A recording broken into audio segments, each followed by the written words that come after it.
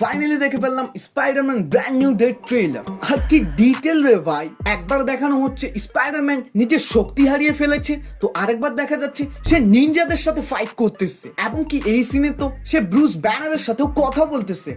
I mean Hulk versus Spiderman.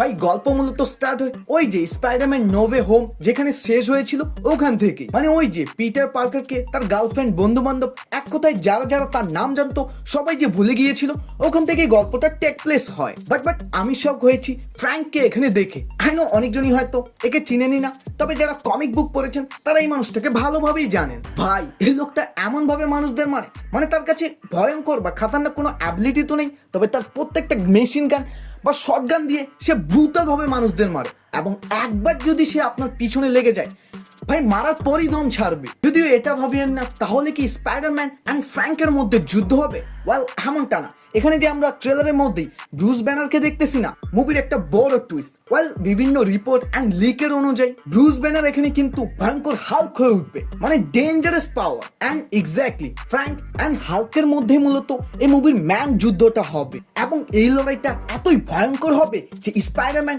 কখনো হাল্ককে বাঁচাবে তো কখনো ফ্র্যাঙ্ককে, কারণ সে চায় না যে দুজনের মধ্যে কেউ মরুক। বাট যদি আসি স্পাইডারম্যানের কাছে, ভাই স্পাইডারম্যান কিন্তু এই মুভিতে নিজের আসল পাওয়ারই হারিয়ে ফেলবে। বাট চিন্তা নেই, এর কারণেই সে আবার এমন একটা পাওয়ার পেয়ে যাবে, ওই যে সে শুটার দিয়ে এভাবে জাল বাইর করে না, এবার সে নিজের শরীর থেকে জাল বের করতে থাকবে। মানে ওই যে টম হল্যান্ডের যেই মুভিটা আছে না, যেটা 2002 সালে আসছিল, ওখানে তার কাছে কিন্তু কোনো শুটার ছিল না, তার শরীর থেকে মূলত সেই সব জালগুলো বের হচ্ছিল।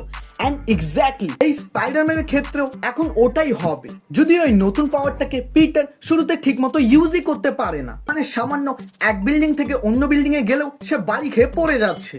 বাট ওইসব কথা বাদ দিন ভাই, ভিজুয়াল মানে ভাই কারা যে মার্বেল ডিসি করে, মার্বেলের উপরে কেউ কি আছে ভাই? ভিজুয়াল এক একটা ফ্রেমে টপ নোস, মানে দেখার মজাই অন্যরকম। আর ওভারঅল যদি একটা রিভিউ দিই, আমি ভাই স্পাইডারম্যানের অনেক আগে থেকেই ফ্যান, তাই এই মুভিটা দেখার জন্য তো আমি আপনার থেকেও অনেক বেশি এক্সাইটেড। বাকি সময় থাকলে সাবস্ক্রাইবটাও করে যাই।